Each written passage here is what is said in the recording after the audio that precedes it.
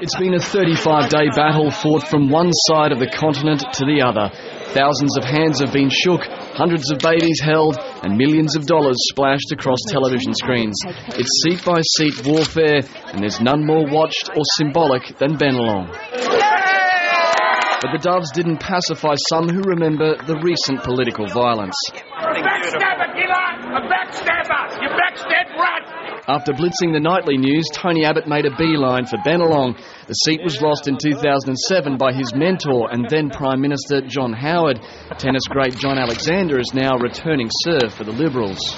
Bring Bennelong back to centre stage politically. Centre court politically. Well done, John Alexander.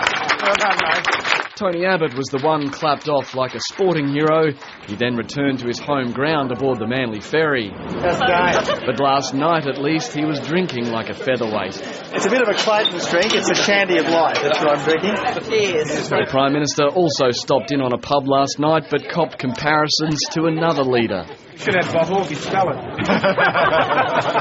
Julia Gillard has fought hard to differentiate herself from those before her and Tony Abbott. But the polls keep tightening, and it's a matter of how many seats Labor could lose. Oh, shocker! Shocker! Perhaps not 30 seats on the line, but news poll shows as many as 20 in Queensland and New South Wales alone. This is tough, this is tight, this is close. With her job on the line, the Prime Minister has chosen attack as the best form of defence. There is a real risk that work choices will be back.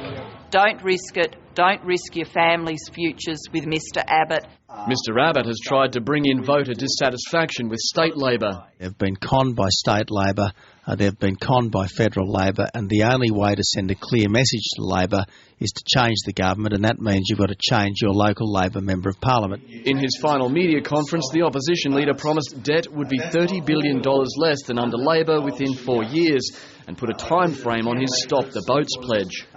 I think within 3 months we could make a very significant difference. The leaders have now stepped into the phase where the election is out of their control, and all they can do is look at the polls and the portents.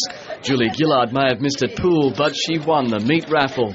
I won it. Tony Abbott may have ensured his wife Margie gets compensated. I think the least I can do for my princess, is buy her a nice bunch of roses. But the biggest bouquet is now in the hands of 14 million voters.